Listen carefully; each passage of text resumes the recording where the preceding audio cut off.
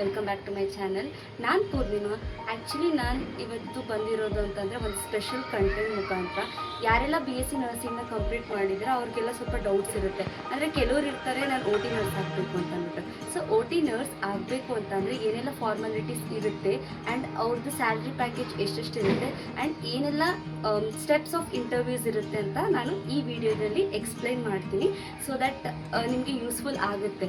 So ಯಾರೆಲ್ಲ BSc nursing ಮುಗಿಸಿದ್ದೀರಾ ಅವ್ರಿಗೆ ಈ ವಿಡಿಯೋ ತುಂಬ ಯೂಸ್ಫುಲ್ ಆಗುತ್ತೆ ಅಂತ ಅಂದ್ಕೊಂಡಿದ್ದೀನಿ. ಇನ್ನು ಯಾರೆಲ್ಲ ನನ್ನ ಚಾನಲ್ಗೆ ಸಬ್ಸ್ಕ್ರೈಬ್ ಮಾಡಿಲ್ಲ ಪ್ಲೀಸ್ ಸಬ್ಸ್ಕ್ರೈಬ್ ಮಾಡಿ ಸಪೋರ್ಟ್ ಮಾಡಿ ಅಂತ ಹೇಳ್ತಾ ನಾನು ಈ ವ್ಲಾಗ್ನ ಸ್ಟಾರ್ಟ್ ಮಾಡ್ತಾ ಇದ್ದೀನಿ.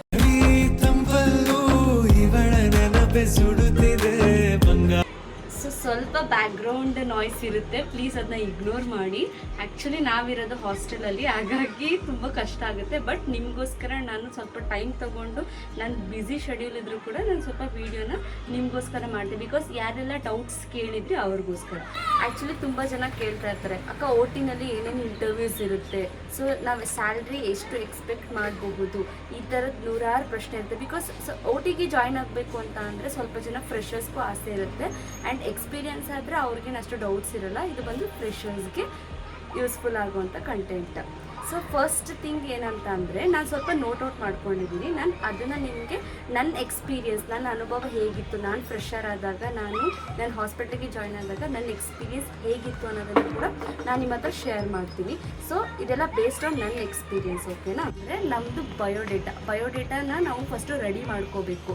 ಸೊ ಅದನ್ನು ನಾವು CV ಅಂತ ಕರಿತೀವಿ, ಇಲ್ಲ ಅಂತ ರೆಸ್ಯೂಮ್ ಅಂತ ಕರಿತೀವಿ, ಓಕೆನಾ? ಆಲ್ರೆಡಿ ನಿಮ್ಮದು ಓವರಾಲ್ ಬಯೋಡೇಟಾ ಇರುತ್ತೆ. ಸೊ ನಿಮ್ಮ ನೇಮ್, ನಿಮ್ಮ ಫೋನ್ ನಂಬರ್, ನಿಮ್ಮ ಇಮೇಲ್ ID, ಸೊ ನೀವು ಯಾವ್ಯಾವ ವಾರ್ಡಲ್ಲಿ ಡ್ಯೂಟಿ ಮಾಡಿದ್ದೀರಾ from first year BSc to 4th year BSc, ಪ್ರತಿಯೊಂದು ಕೂಡ ಇನ್ಫಾರ್ಮೇಷನ್ ಇವೆರಡು ಆ್ಯಡ್ ಮಾಡಿರಬೇಕು.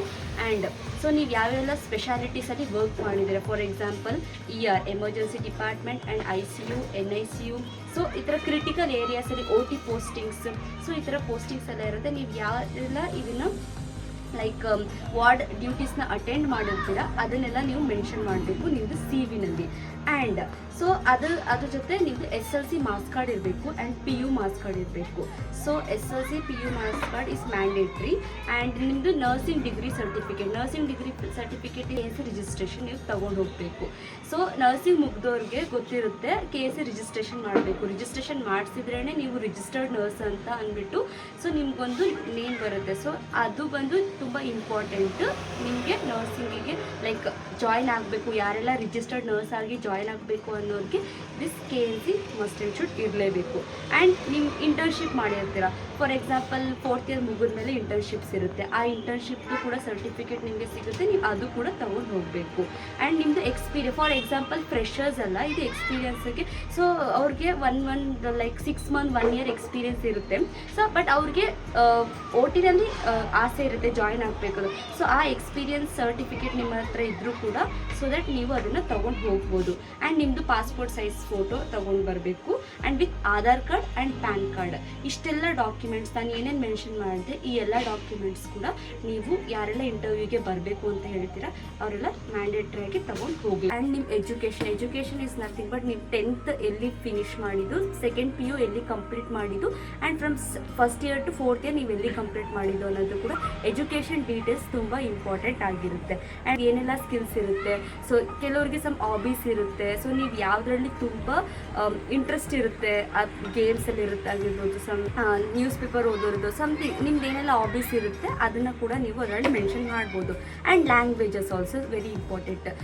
ಕೆಲವರಿಗೆ ತುಂಬ ಲ್ಯಾಂಗ್ವೇಜಸ್ ಬರುತ್ತೆ, ಸೊ ದಟ್ ನೀವು ಅದನ್ನು ಕೂಡ ಮೆನ್ಷನ್ ಮಾಡಿದ್ರೆ ಅದು ನಿಮಗೆ ತುಂಬ ಯೂಸ್ಫುಲ್ ಆಗಿರುತ್ತೆ. ಆ್ಯಂಡ್ ಆಲ್ಸೋ ನಾನು ಆವಾಗಲೇ ಮೆನ್ಷನ್ ಮಾಡಿದೆ ಇದೆಲ್ಲ ರೆಸ್ಯೂಮ್ಸ್, ಸೊ ಇದೆಲ್ಲ ಕೂಡ ತುಂಬ ಇಂಪಾರ್ಟೆಂಟ್ ಆಗಿರುತ್ತೆ ನಿಮ್ಮ ರೆಸ್ಯೂಮಲ್ಲಿ. ನೆಕ್ಸ್ಟ್ ಬಂದು ಇಂಟರ್ವ್ಯೂ ಕ್ವೆಶನ್ಸ್. ತುಂಬ ಜನ ಕೇಳ್ತಾರೆ ಇಂಟರ್ವ್ಯೂಗೆ ಹೋದರೆ ಏನೆಲ್ಲ ಕ್ವೆಶನ್ಸ್ ಇರುತ್ತೆ ಅಂತ. ಈಗ ನಾಳೆ ನಮಗೆ ಇಂಟರ್ವ್ಯೂ ಇದೆ ಅಂತ ಅಂದರೆ ಹೋಲ್ ನೈಟ್ ನಾವು ಎಕ್ಸಾಮ್ಗೂ ಅಷ್ಟು ಓದಿರಲ್ಲ, ಅಷ್ಟು ಓದ್ತೀವಿ ನಾವು. ಫುಲ್ ಲೈಕ್ ಗೂಗಲ್ಸ್ನ ಸರ್ಚ್ ಮಾಡೋದು, ಏನೇನು ಕ್ವೆಶನ್ಸ್ ಇರುತ್ತೆ ಆ ಥರ ಎಲ್ಲ ಇರುತ್ತೆ. ಸೊ ನನಗೆ ಇಂಟರ್ವ್ಯೂನಲ್ಲಿ ಏನೆಲ್ಲ ಕ್ವೆಶನ್ಸ್ ಕೇಳಿದ್ರು ಇದು ನನ್ನ ಎಕ್ಸ್ಪೀರಿಯನ್ಸ್. ಸೊ ನನಗೆ ಏನೆಲ್ಲ ಕ್ವೆಶನ್ಸ್ನ ನನ್ನ ಹಾಸ್ಪಿಟಲಲ್ಲಿ ಕೇಳಿದ್ರು ಅನ್ನೋದು ಕೂಡ ನಾನು ನಿಮ್ಮ ಹತ್ರ ಶೇರ್ ಮಾಡ್ತೀನಿ. ಫಸ್ಟ್ ಮೋಸ್ಟ್ ಥಿಂಗ್ ಅಂತ ಬಂದರೆ ಫಸ್ಟು ನಿಮ್ಮ ಬಯೋಡೇಟಾ ಕೇಳ್ತಾರೆ, tell me about your self ಅಂತ.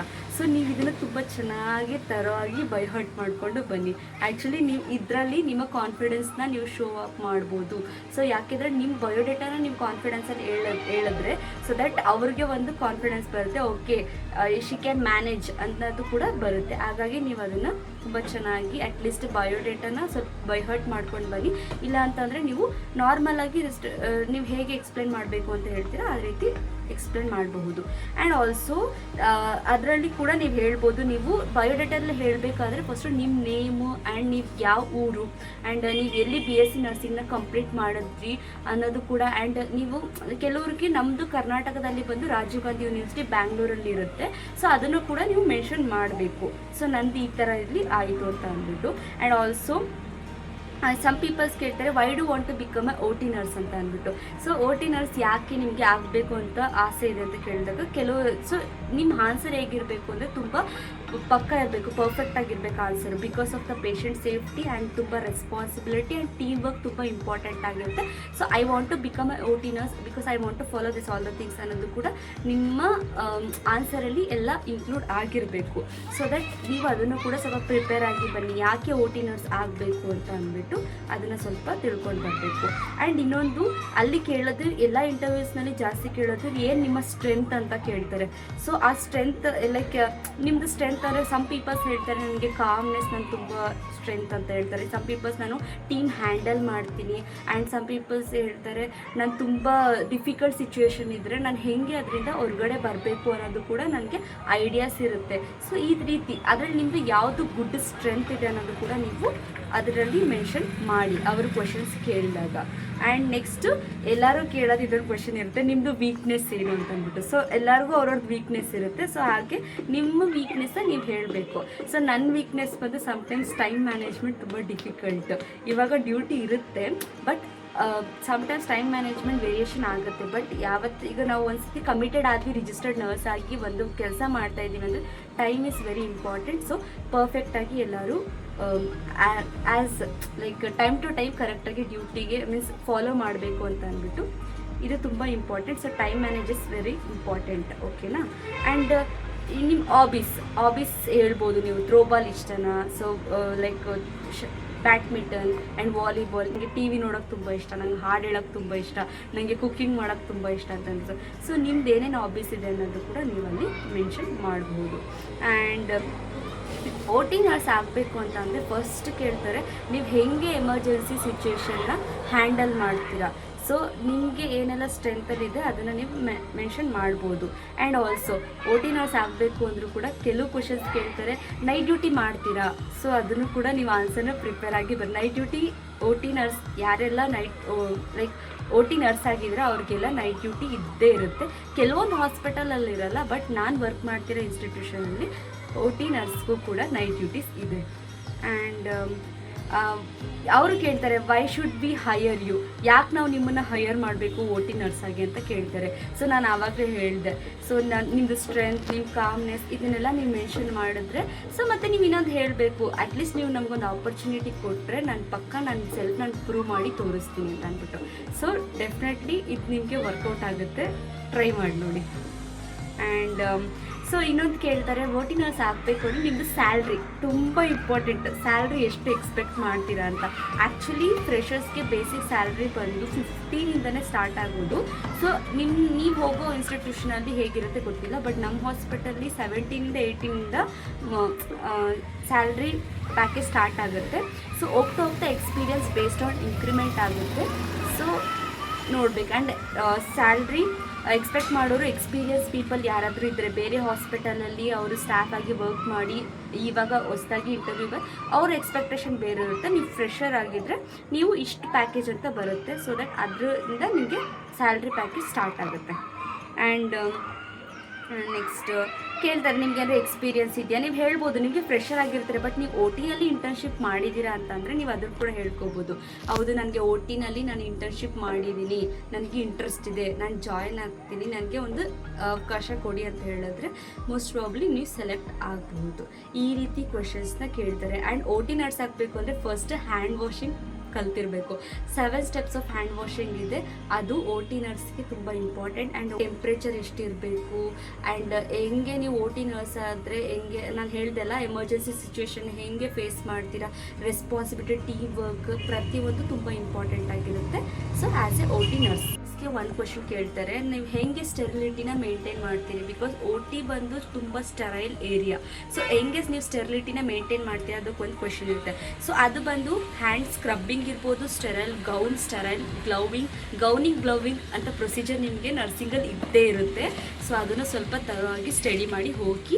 ಆ್ಯಂಡ್ ಸ್ಟೆರೈಲ್ ಫೀಲ್ಡ್ನ ಹೇಗೆ ಮೇಂಟೈನ್ ಮಾಡಬೇಕು ಅದು ಕೂಡ ತುಂಬ ಇಂಪಾರ್ಟೆಂಟ್ ಆಗಿರುತ್ತೆ. ಆ್ಯಂಡ್ ಹಾಸ್ಪಿಟಲ್ ಪ್ರೋಟೋಕಾಲ್ಸ್ನ ನೀವು ಫಾಲೋ ಮಾಡ್ತೀರಾ, ಈ ಥರ ಎಲ್ಲ ಕ್ವಶನ್ಸ್ ಇರುತ್ತೆ. ಸೊ ಇದನ್ನೆಲ್ಲ ನಿಮಗೆ ಇಂಟರ್ವ್ಯೂನಲ್ಲಿ ಕೇಳ್ತಾರೆ, ಸ್ವಲ್ಪ ಪ್ರಿಪೇರ್ ಆಗಿ ಹೋಗಿ. ಓಕೆ, ಇವಾಗ ಮತ್ತೆ ಇನ್ನೊಂದು ಬರುತ್ತೆ, ಇಂಟರ್ವ್ಯೂಗೆ ಹೋಗಬೇಕಾದ್ರೆ ನಾವು ಯಾವ ಥರ ಡ್ರೆಸ್ ಹಾಕೋಬೇಕು, ಇದು ಕೂಡ ಕ್ವಶನ್ ಆಗಿರುತ್ತೆ. ಸೊ ಏನಂತ ಅಂದರೆ ಫಸ್ಟ್ ನಿಮ್ಮದು ಇಂಟರ್ವ್ಯೂಗೆ ಹೋಗಬೇಕಾದ್ರೆ formal dress is very important. And formal dress ಜೊತೆ ನೀವು ಅವ್ರ ಜೊತೆ ಇಂಟರ್ವ್ಯೂನಲ್ಲಿ ಮಾತಾಡಬೇಕಾದ್ರೆ ಐ ಟು ಐ ಕಾಂಟ್ಯಾಕ್ಟ್ ತುಂಬ ಇಂಪಾರ್ಟೆಂಟ್. ನೀವು ಯಾರನ್ನಾದ್ರೂ ನೋಡಿದ್ರಿ ಇಂಟರ್ವ್ಯೂನಲ್ಲಿ ಅಂದರೆ ಪ್ಲೀಸ್ ಸ್ಮೈಲ್ ಮಾಡಿ ಅವ್ರಿಗೆ ವಿಶ್ ಮಾಡಿ. ಸೊ ಆವಾಗಲೇ ಅವ್ರಿಗೆ ಒಂದು ವಾರ್ಮ್ ಫೀಲ್ ಆಗುತ್ತೆ, ಓಕೆ ಒಂದು ಗುಡ್ ಕ್ಯಾಂಡಿಡೇಟ್ ಇಂಟರ್ವ್ಯೂಗೆ ಬಂದಿದ್ದಾರೆ ಅನ್ನೋ ರೀತಿ ಇರುತ್ತೆ. ಆ್ಯಂಡ್ ಆಲ್ಸೋ ಅವ್ರು ಹೇಳ್ತಾರೆ ಇಂಟರ್ವ್ಯೂಗೆ ಈ ಟೈಮ್ಗೆ ಬರಬೇಕು ನೀವು ಅಂದಾಗ ಪ್ರಾಪರ್ ಟೈಮ್ನ ನೀವು ಇಂಟರ್ವ್ಯೂಗೆ ಟಿಪ್ಸ್ ಕೇಳ್ತಾರೆ. ಸೊ ನನ್ನ ಕಡೆಯಿಂದ ಏನು ಟಿಪ್ಸ್ ಅಂದರೆ ಇಂಟರ್ವ್ಯೂಗೆ ಯಾರೆಲ್ಲ ಹೋಗಬೇಕು ಅಂತಿದ್ದೀರಾ, ಫಸ್ಟ್ ಮೋಸ್ಟ್ ಥಿಂಗ್ ಬಂದು ಫಾರ್ಮಲ್ ಡ್ರೆಸ್ ತುಂಬ ಇಂಪಾರ್ಟೆಂಟು. ಅವರು ಒಂದು ಫಾರ್ಮಲ್ ಡ್ರೆಸ್ನ ಹಾಕೊಂಡು ಹೋಗಿ.